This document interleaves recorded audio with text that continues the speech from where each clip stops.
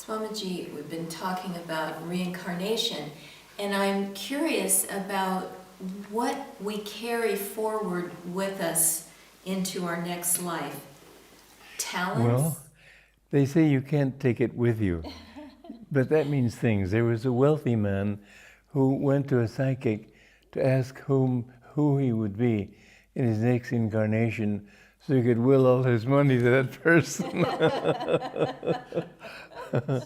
I don't think it worked, but a clever thought anyway. What you do is you bring tendencies with you. I mentioned, I think, in one of these programs, at the age of 7, I'd written an essay for school, and as children will do, they'll say, and this, and this, and this.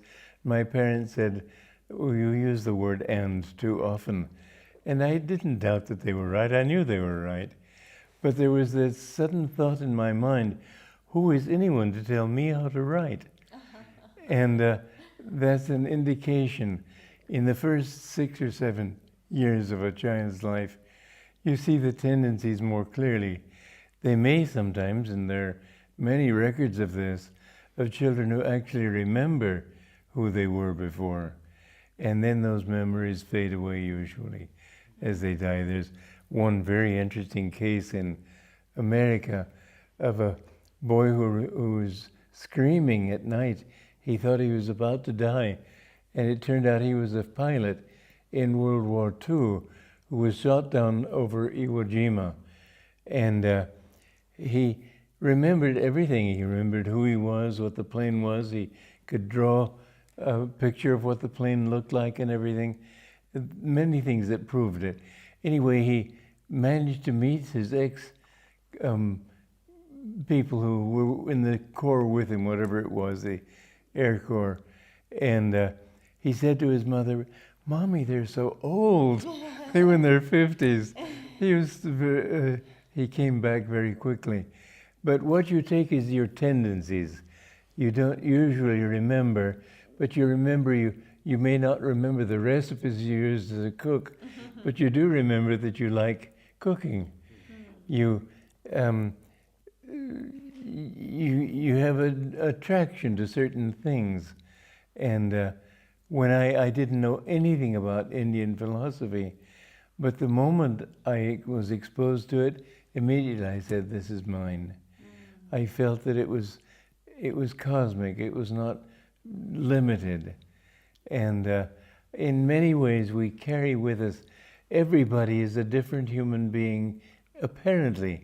They have different traits and so on. Those traits have been decided by many, many lifetimes of action.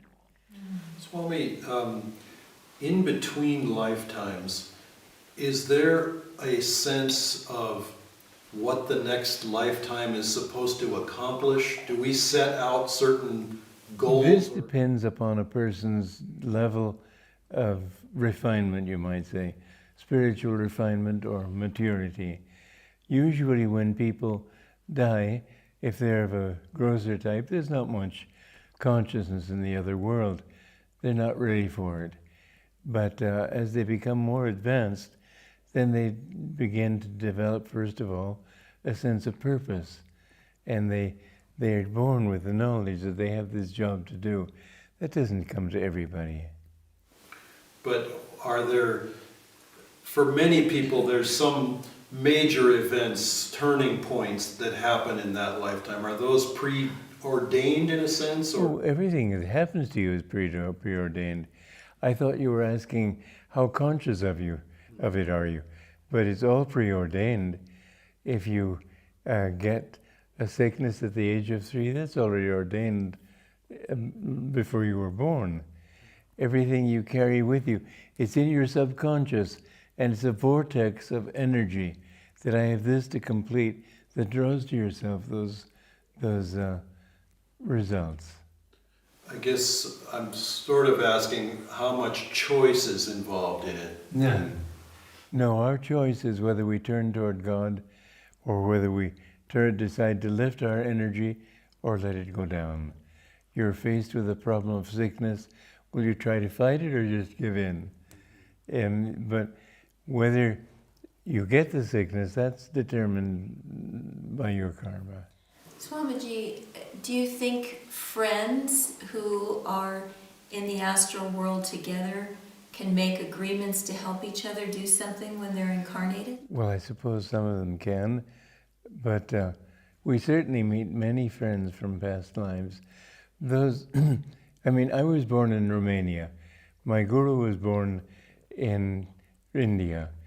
We met, we were bound to meet, even though our place of beginning was this world, the distances and so on, is all the delusion. It's really the energy that draws you. People that you've been close to before, you draw them at the right time, and you may have sometimes hated somebody, you'll be drawn to him too. Both love and hatred are magnetic, and they will attract each other to themselves. If sometimes you find families that are just always disrupted. These are enemies who are born in the same family, attracted by mutual hatred. But love is the higher kind of attraction, obviously. And certainly there are some people you meet. I met many people like that I just know them. I was in a TV program a few years ago in India, and there were about 100 people there. And I suddenly felt that I knew them all. They were all friends or family members, and it's a strange experience, but you just don't know who they are, what the connection was, but you know that you know them. And I think the more sensitive you are, the more that happens. Swami, in other programs you've mentioned that it's possible for us in the body, in this world, to influence or send love to people who have left this world. Does it also work the other way around? Do they also influence us? Certainly. I know that I said to my guru one time, "Will you always be as near to us as you are now?" He said, "To those who think me near, I will be near." And death is just taking off an overcoat. It's not changing things very much.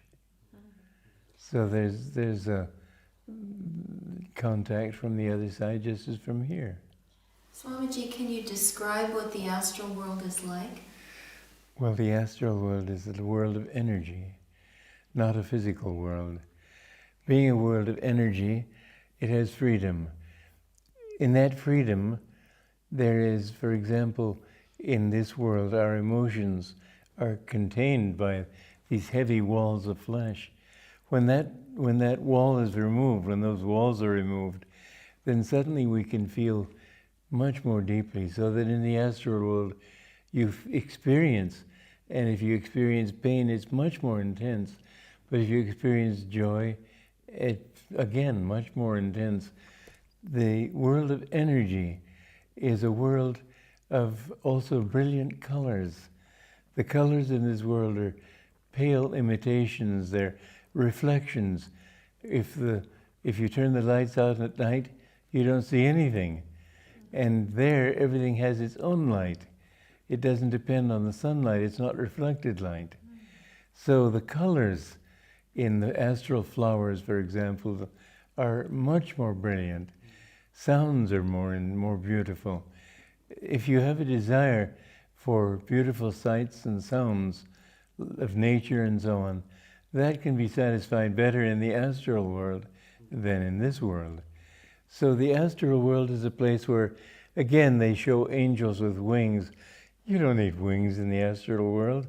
There's no air to support you if you have wings. That's just a fantasy. Actually, you can fly just by thinking, because you're not bound by gravity. Swamiji, what is an angel? What is an angel? An angel is, I suppose there are different levels of angels, but an angel is a being who is not bound by the earth, not bound to return to the earth. That serves as an anchor or around your ankles. But an angel is a being who is free in the astral world. And there are beings there who are not angels. There are also devils.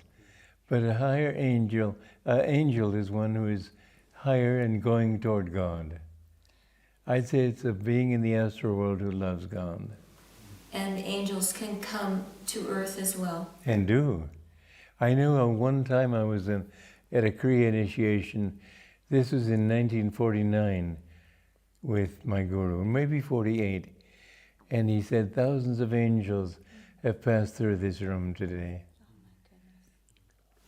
Swamiji, angels are a different being altogether from human beings. They don't. Well, when you've gotten rid of your human body, you're not a human being. So yes, they're different in that sense, but they're not a different species. You become an angel when you become freed from the physical body, freed from reincarnation. You become an angel. So they have gone through human evolution. Not necessarily. That's what I was trying to say. They may not have come this low, but I think probably most of them have. Swamiji, did you ever have an experience of an angel? Yes, I've had such experiences. I'm trying to think of a good example. I know when I was a child, I used to see great light, and I'd feel my consciousness expanding when I went to bed. But I didn't see beings. I just felt angelic myself, you might say. But no, I know I've had experiences, but I can't quickly at the moment think about them. Is there a reality to the concept of a guardian angel? I've read that there is, and I don't know, so I can't speak from personal knowledge. I think that my guru is my guardian angel. I've found many times that in difficulty I've been warned in different ways. But there was one man who didn't know God and wasn't even a devotee at the time. He was an alpinist, and he did a first ascension, and he reached a level and suddenly found he couldn't go further. And he just thought, well, if I starve or if I crash, it doesn't make any difference. I'll die anyway, so I'll try to climb.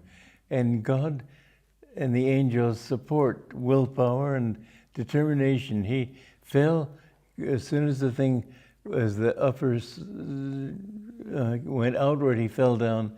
Finally, as he on about the 25th try, he started to climb up above him from this ledge, and the wall of the ledge went outward. And instead of falling, he suddenly felt a force pushing him against the mountain, and he was able to come up to the top and walk down. Well, that would be an angelic force.